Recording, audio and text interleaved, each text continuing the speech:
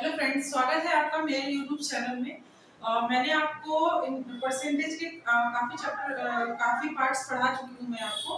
तो आज मैं आपको उसके आगे का पार्ट पढ़ाने जा रही हूँ क्योंकि ये वाले क्वेश्चंस भी बहुत एग्जाम में पूछे जाते हैं। तो इसके लिए मैं आपको ये वाला ऐसे क्वेश्चंस और इससे अलग भी क्वेश्चन कुछ बताने जा रही हूँ। तो स्वागत है आपका हमारे यूट्यूब चैनल में फिर से। चलिए सॉल्व करते हैं। क्वेश्चन कहता है एक मशीन का क्रय मूल्य 2 लाख रुपए है। प्रेजेंट टाइम पे जो उसकी कीमत है मशीन की वो कितनी है? 2 लाख रुपए है। यदि इसका 10% वार्षिक दर से अवमूल्यन हो। सबसे इंपॉर्टेंट चीज ये है कि अगर आप क्वेश्चन को समझ पाओ, क्योंकि कई बार क्या होता है बच्चे कंफ्यूज होते हैं अवमूल्यन का मतलब क्या हो जाएगा, ये कंफ्यूजन हो जाती है। अवमूल्यन का मतलब मैं आपको समझा देती हूँ। अवमूल्यन का मतलब होता है घटना। ठीक है, अवमूल्यन का मतलब क्या हो गया? घटना। 10% हर वर्ष उसने बोला है इसका कितना हो 10% अवमूल्यन हो रहा है। 10% क्या हो रहा है? अवमूल्यन हो रहा है। तो 3 वर्ष बाद इसका मूल्य कितना होगा? 3 वर्ष बाद इसका मूल्य पूछा गया है आपसे। तो एक चीज बताइए, जो 10% है इसको हम लोग कैसे लिख सकते हैं? फ्रैक्शन कर लेते हैं, तुरंत 1/10 लिख सकते हैं। यानी कि पहले उस चीज का मूल्य कितना था? 10, ऊपर कितना लिखा? 1, यानी 1 कम हो गया। पहले साल, मान लो पहला साल है ये हमारा पहला साल, पहले साल कीमत कितनी थी? 10 की, 1 कम हो गया, कितनी बची? 9 बची। फिर दूसरे साल भी हमारा क्या थे? 10 से कितनी हो गई? 9 बची। फिर तीसरे साल भी यही सेम कंडीशन हुई, 10 से कितनी हो गई? 9 बची। अब एक चीज करिए, कैलकुलेट कर लीजिए। 3 साल में इसका कितना हो जाएगा? 1000 हो जाएगा। इसका करते तो कितना हो जाएगा? 729 हो जाएगा। अब उसने बोला क्या है कि स्टार्टिंग में उसके कितने थी जनसंख्या? स्टार्टिंग में जो मूल्य था वो कितना था? 2 लाख था। हमारे हिसाब से कितना है? 1000 है। तो 2 लाख बटे 1000 गुणा में पता किसकी करनी है? लास्ट में जो अब बची है 3 साल बाद, तो उसका क्या कर देंगे? मल्टीप्लाई करा देंगे। 3 जीरो से 3 जीरो हमारे कट गए। अब क्या बचा? 729 मल्टीप्लाई 200। कैसे करेंगे? 200 पे 2 जीरो तो ये लिख देंगे।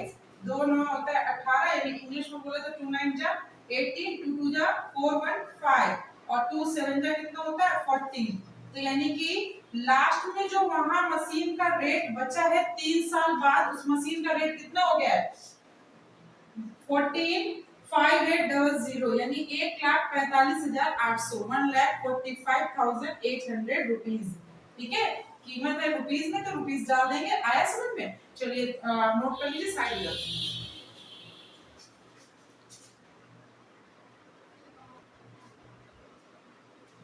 चलिए अगला क्वेश्चन है, प्रत्येक वर्ष एक तालाब में मेढकों की संख्या 10% की वृद्धि हो रही है। यानी एक तालाब है जिसमें मेढक रहते हैं, जिसमें प्रत्येक वर्ष कितनी वृद्धि हो रही है? अभी पहले वाले सवाल में क्या हुई थी? कमी। इसमें वो है वृद्धि हो रही है। सन 2004 में तालाब में अगर 21,400 मेढक थे, तो सन 2006 के अंत में तालाब में मेढकों की संख्या बताइए। यानी कि 2004 में कितने थे? 21,400। ठीक है, पहले तो ये चीज बताइए, 10% को हम लोग लिख सकते हैं 1/10। ठीक है, अब कंडीशन क्या होती है? अगर वृद्धि हो रही है तो 10 से क्या हो गया? 11 हो जाएगा। अगर कमी हो रही है तो 10 से 9 हो जाएगा। ठीक है, तो वृद्धि हो रही है। अब एक चीज बताइए, 2004 में बोला गया ना, तो 2004 से जोड़ते हैं। 2004 में कितने थे? 10 से कितने हो गए? 11 हो गए। 2005 10 से कितने हो जाएंगे? 11 हो जाएंगे। 2006 के अंत में बोला गया है, तो ये भी 10 से क्या हो जाएंगे? 11 हो जाएंगे। ठीक है, कि मतलब 2004 में तालाब में मेढकों की संख्या कितनी थी? 21,400 थी। तो 2004 के अंत हो गया, 5 का ये अंत हो गया, 6 का।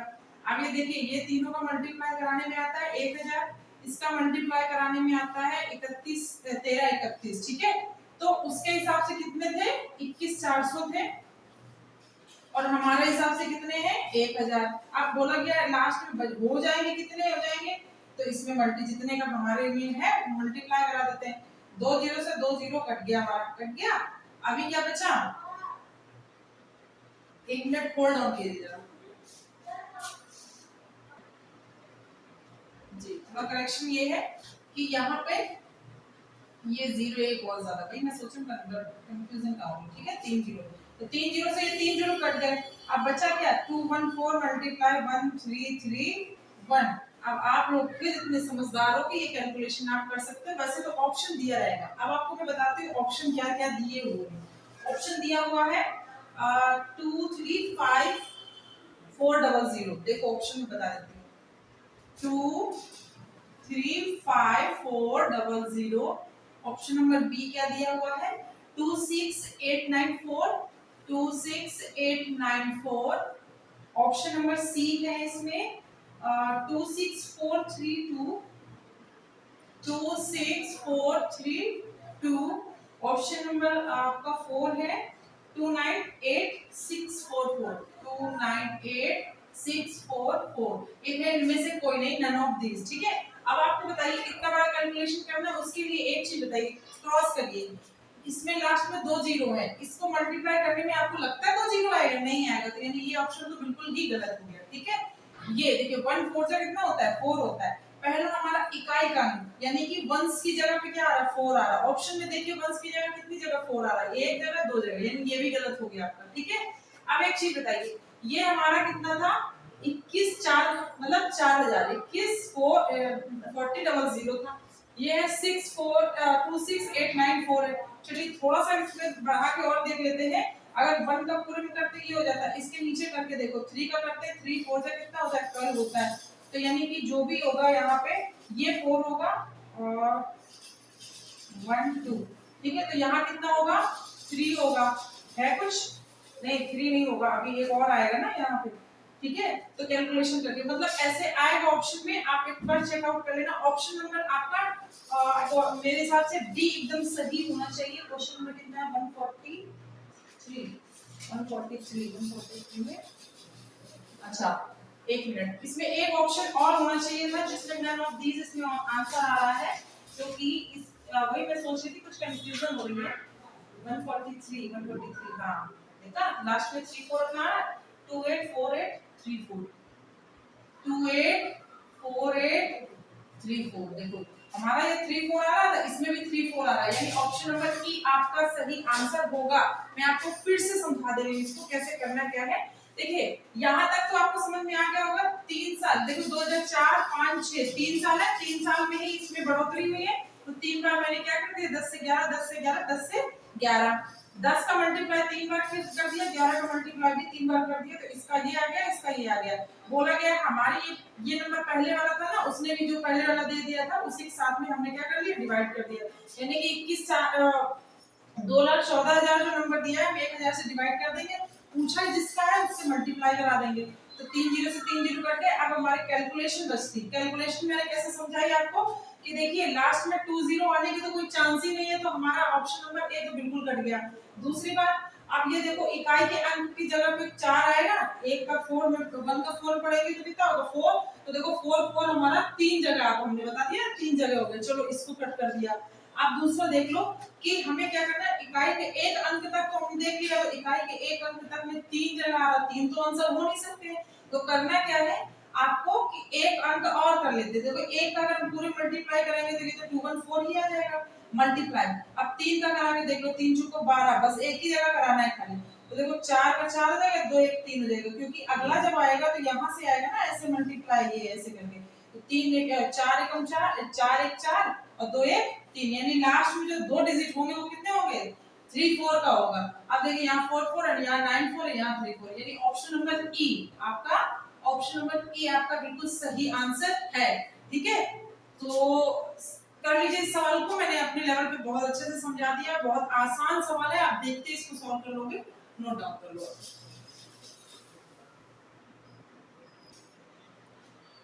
अगला क्वेश्चन है, एक चुनाव में 2 उम्मीदवार थे। एक उम्मीदवार 30% मत लेकर 16,000 मतों से हार गया। कुल कितने मत पड़े, यानी कि उसको 30% वोट मिले फिर भी वो हार गया क्योंकि उसको 16,000 वोट कम मिले थे। तो देखिए पहला उम्मीदवार मान लेते हैं, दूसरा उम्मीदवार है। अगर इसको 30% मिले हैं तो इसको 70% वोट मिला होगा, डेफिनेटली 100% होता अपने आप में। डिफरेंस कितने का आ रहा है 40 का, और इसमें डिफरेंस कितने का आ रहा है 16 का, 16,000 का। तो ये बताओ 16,000 वोट इसको भी मिल जाते तो ये तो बराबर हो जाते, है ना। तो देखो इसको इसी तरह कितने ज्यादा वोट मिले 16,000 वोट ज्यादा मिले ना, तो इसमें कितना दिखा रहा है 40 ज्यादा दिखा रहा है। तो 16,000 किसका है? 40 का। निकालना क्या है? बोलो टोटल मत बताओ, कुल मत बताना है। कुल मत यानी कि 100 होते हैं अपने आप में, तो इससे इसको काट दो, ये बचेगा 400। ठीक है, तो 400 को 16, हाँ 400 गुणा कितना हो जाएगा? 100 हो जाएगा। तो ये हो जाएगा 40,000। कितने वोट हो गए? 40,000। 40,000 आपका एकदम सही आंसर होगा। ठीक है, नोट डाउन। अगला क्वेश्चन है, एक चुनाव में 2 उम्मीदवार हैं। एक उम्मीदवार को 71% वोट मिलते हैं तथा वह 756 वोटों से चुनाव जीतता है। ठीक है, तो कुल मतों की संख्या, अभी उसमें देखिए जो पिछला सवाल मैंने बताया उसमें हारने की कंडीशन थी और इसमें जीतने वाला सेम सवाल है।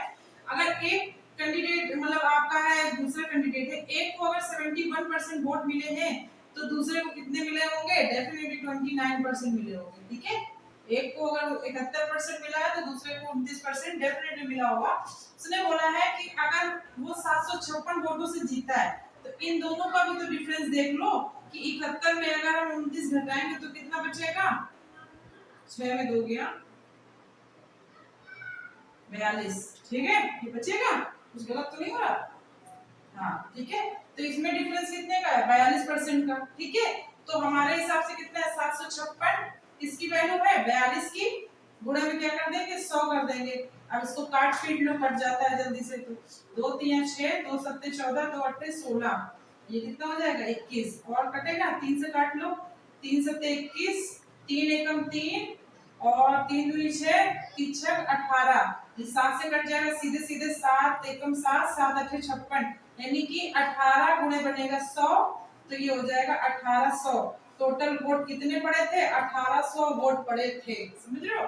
तो अगर ऑप्शन, अभी देखो मैंने इसमें ऑप्शन नहीं लिख रही हूँ, जब मैं फाइनल प्रैक्टिस कराऊंगी तो ऑप्शन लिखूंगी, और देखना ऑप्शन जब लिखूंगी तो कैसे ऑप्शन को कट करना है, यानी कैसे हमें ऑप्शन कैंसिल करना है, ये भी मैं सिखाती जाऊंगी। तो आज जो चैप्टर पढ़ा रही हूँ इसके बाद में फाइनल अब एक जो वीडियो बनाऊंगी उसमें क्या रहेगा, सारे परसेंटेज की शुरुआत से लेके अंत तक के कम से कम 15-20 सवालों का पूरा रखूंगी और ऑप्शन सहित रहेंगे। ठीक है, कंटिन्यू। ये सवाल जो काफी वाकई में बहुत पूछे जाते हैं, और ये सवाल देखने में ऐसा लगता है इसको करने में टाइम लगेगा, कुछ नहीं तो 1 मिनट 30 सेकंड का टाइम लगेगा, बट बिलीव मानिए इसमें इस सवाल को करने में अगर मैं कहूँ तो 1 सेकंड का भी टाइम नहीं लगेगा, और अगर आप कहोगे तो कहोगे नहीं मैम ऐसे क्यों बोल रहे हो आप, 30 सेकंड तो लगेंगे कम से कम। अगर आप इस तरीके से करते हो इस सवाल को, कैसे कि अगर बोला गया किसी वस्तु में 20% वृद्धि होने पर 20% खपत में कमी कर दी जाती है, तो इस वस्तु पर कुल कर प्राप्त करने में कितना का वो हुआ। चलो देखो एक चीज बताओ, 20% की खपत वृद्धि हो गई है, ठीक है, तो एक को क्या किया गया, एक में वृद्धि हुई, एक में क्या कर दिया, खपत में कमी कर दी गई है। एक है प्लस में, एक माइनस में, तो इसमें फॉर्मूला होता है a plus b plus a into B upon में 100। अब इस पे हम मान रखेंगे, एक वृद्धि है तो वृद्धि कर देंगे, मतलब वृद्धि नहीं करेंगे, वैसे नहीं कि 120 कर देंगे, एक वृद्धि है तो प्लस में रहेगा, जिसमें कमी है वो माइनस में रख देंगे। a बराबर हम मान लेते हैं प्लस का 20 और b बराबर मान लेते हैं माइनस का 20। ठीक है, अब ये वैल्यू पुट कर देते हैं, तो ये माइनस, देखिए a b है तो b का वैल्यू माइनस में, तो एक माइनस बाहर भी आ जाएगा, 20 गुणा 20 हो जाएगा, बटे में 100 हो जाएगा, प्लस माइनस से ये कट गया, 100 से ये 2 जीरो कट गए, आंसर कितना है? -4। ठीक है, अब एक और बताइए, -4 का मतलब क्या हो गया? कम हो गया ना, +4 होता तो वृद्धि हो जाती, -4 यानी कमी, ये याद रखिए। अब मुझे मैं बताऊं आपको, मैं कहूं ये मेथड आपको नहीं अपनाना है, इस मेथड से कुछ नहीं होना है, क्योंकि टाइम वेस्ट होगा, क्योंकि जब मैं आपको इतना सरल तरीका बताने जा रही हूँ, बोला गया है 20% वृद्धि होने पर 20% की खपत की कमी कर दी जाती है, तो एक चीज बताओ, 20% की वृद्धि हुई और 20% कमी, तो कुछ नहीं करना है, इसका ये जो नंबर है और इसका ये जो नंबर है, इन दोनों का मल्टीप्लाई कर दो, 2 into 2, और इसमें आंसर हमेशा कमी में आता है, ये भी याद रखना। तो कितनी कमी हो जाएगी? 4% की, 2 into 2 कितना होता है? 4। हमेशा इसमें आंसर आता है कमी पे। कब आंसर आपका आएगा वृद्धि पे? जब दोनों चीज वृद्धि बोल दिया जाएगा कि किसी वस्तु पे 20% की वृद्धि होने पर खपत में भी हमने 20% की वृद्धि कर दी, तो आंसर हमारा चेंज हो जाएगा, अदरवाइज आंसर हमारा चेंज नहीं होगा, हमेशा कमी में ही आएगा। चलिए एक एग्जांपल और बताती हूँ आपको इसी में करके, कि जैसे अगर यही सेम सवाल हो और मैं आपको बोल दूं, जैसे ये सेम सवाल हो और मैं आपको ये बोल दूं कि किसी मतलब किसी वस्तु में 10% की वृद्धि होने पर 10% की क्या हो जाती है, खपत में कमी कर देते हैं। तो हम सीधे सीधे क्या करेंगे, एक का गुना इसमें नंबर से करा देंगे, 1 into 1 कितना आ जाएगा, एक। क्या हो जाएगी, 1% की क्या हो जाएगी, कमी हो जाएगी। देखिए है आसान। अब यहाँ पे 30 होगा, यहाँ भी 30 होगा, तो कितना हो जाएगा, 30 3 त्रिका 9%। यानी कि अगर यहाँ पे बोल दिया जाए 30%, ये भी याद रखिएगा, ऐसा नहीं है कि चेंज भी हो सकता है। क्या चेंज हो सकता है, जैसे ये चेंज हो गया, मान लीजिए ये जैसे दिया हुआ है, ठीक है, इसको हटा देते हैं। सेम दोनों चीज दी होगी तो ये अलाउ होगा, मतलब आपका ये जो मैं शॉर्ट ट्रिक बता रही हूँ तो ये लगेगा, अदरवाइज वो a प्लस बी वाला फॉर्मूला लग जाएगा उसमें, वो भी इजी है, बट उससे ज्यादा आसान कैसे बनाते हैं ये बताया मैंने आपको। किसी वस्तु में अगर मैं बोल दूं 30% की वृद्धि कमी, यहाँ बोल देती हूँ कमी, ठीक है, कमी होने पर 30% खपत में क्या कर देते हैं, वृद्धि कर देते हैं। अगर मैं ये बोल दूं तो भी हमारा कुछ चेंज नहीं होने वाला, बस दोनों वैल्यू सेम हो जाए, मतलब 30 इधर है 30 इधर है, तो क्या करेंगे, 3 त्रिका 9 कर देंगे, और ये किसमें आएगा, हमेशा कमी में आएगा, ये याद रखिएगा। का आंसर हमारा किसमें आएगा, कमी में आएगा। इस सवाल को आप जैसे ही देखोगे, क्वेश्चन पेपर में पढ़ा नहीं कि किसी वस्तु में 30% की कमी हुई, 30% खपत में वृद्धि कर दी गई, तो तुरंत क्या करोगे, 3 3 जा 9, और उसमें ऑप्शन में भी दिया रहेगा, ऑप्शन नंबर ए दिया रहेगा 9%, ठीक है, कमी। ऑप्शन नंबर बी में दिया रहेगा 9% वृद्धि। तो ये चीज बस आपको दिमाग में रखनी है कि अगर एक में कम और एक में ज्यादा दे रहा तो आंसर हमेशा कम में आएगा। अगर एक में वृद्धि और दूसरे में भी वृद्धि आ रहा तो हमारा आंसर चेंज हो जाएगा, किसमें आएगा, फिर वो वृद्धि में आएगा और उसका तरीका भी थोड़ा सा चेंज हो जाएगा, ठीक है, नोट डाउन कर लीजिए।